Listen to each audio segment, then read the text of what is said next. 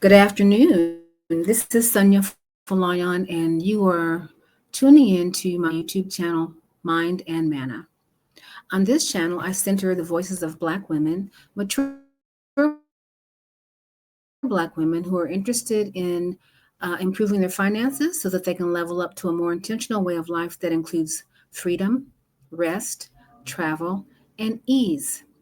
And today, I really want to talk about a very important topic, and that is how we use our time, the importance of time, and why we need to prioritize how not only how we think about our time, but how we use it, because it is our most important commodity.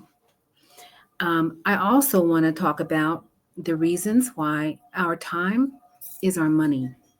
But uh, before I give the why time is money, I want to ask you all to please, if this content is of interest to you, please do like, subscribe, share, and comment. Your comments are really, really important, and I know that a lot of people are watching, but I would really appreciate the comments as well because it helps to activate the algorithm, and I'm really trying my best to get to 1,000 subscribers. So please stay to the end because I want to talk about why time is money. But the first thing I want to do is talk about why time is our most precious commodity. And I have four things I want you to think about. The first thing is the irreversibility of time.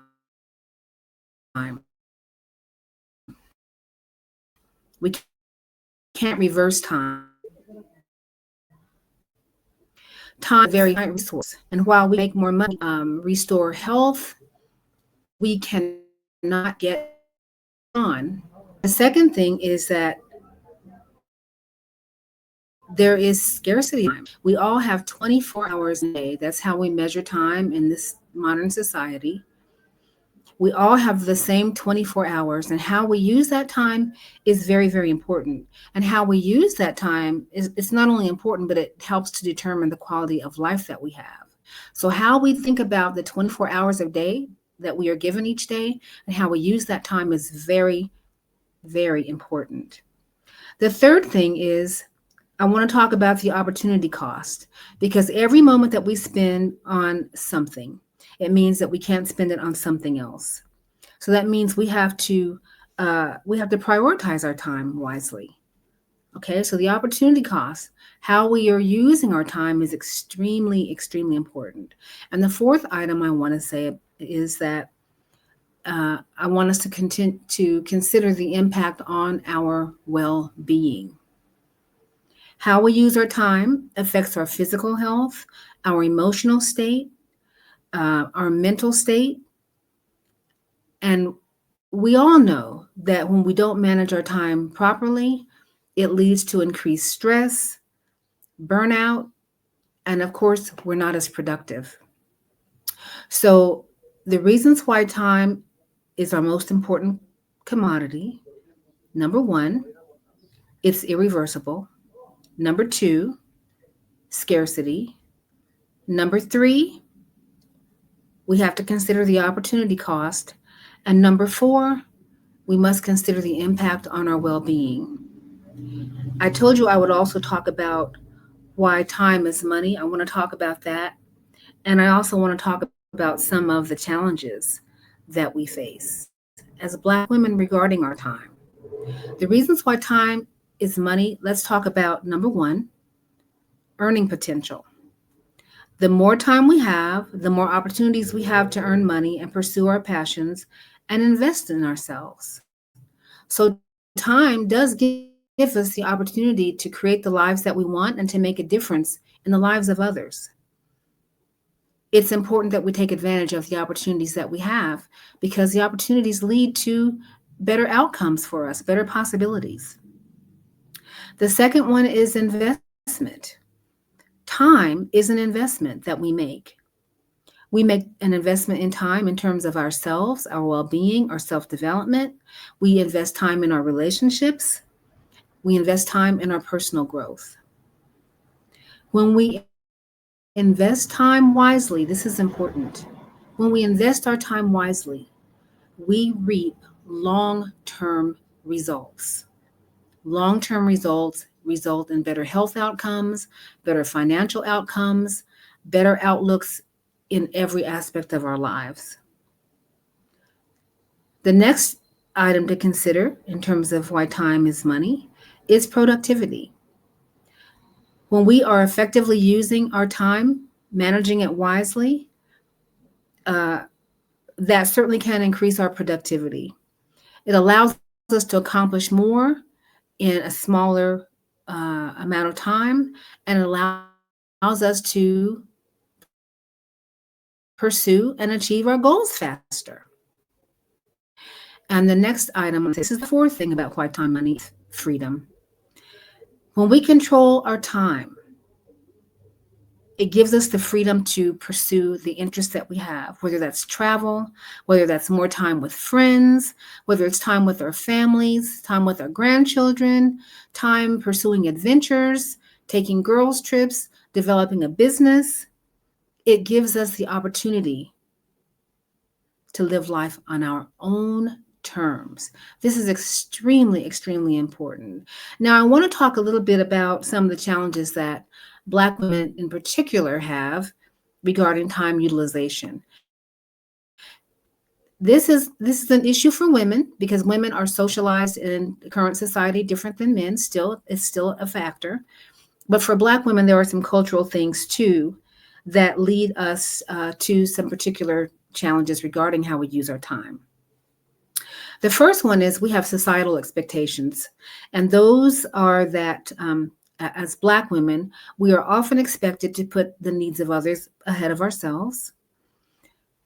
We're expected to volunteer, solve solutions, be the buffer, um, wear the superwoman cloak from time to time, um, be the moral fiber. And of course, this can lead to, and often does lead out to burnout, um, resentment, and depression. Um, Oftentimes, there's a lot of unresolved or unexpressed anger just below the surface, of resentment, disappointment, because we are doing things for others that we really would like not to do, or we want to do less of it, or we don't have the courage or the ability or the support to say no. Okay, that's the first thing. The second thing is multitasking. Black women are often expected to juggle. We're expected to juggle multiple responsibilities, um, uh, and those include work, family, church, uh, community responsibilities, community obligations. And of course, this can lead us to being more fragmented, not spending enough time where we need to spend it, maybe with our families or with our children or with ourselves. And of course, the result is we're producing and we're producing less, and we're less effective, and we're burned out. The next one is the lack of self-care. Because Black women often put the needs of others first, our own self-care and our needs to take care of ourselves are often placed on the back burner. And that also includes sometimes the need that we have for our own personal development, the time that we should be taking a class or educating ourselves in a different way, or reading, increasing our knowledge, seeing ways that we can develop ourselves as whole people. The next thing is internalized depression. As Black women, we often internalize our societal messages that we're not worthy of rest. We're not worthy of relaxation. We should feel guilty about having leisure time. And the result of that is overwork, burnout, depression.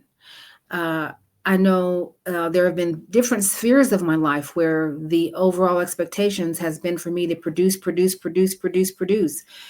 In academia, I can think about that, all the committee meetings and all of the reports, the grants that had to be written, the productivity that was expected, especially at HBCUs.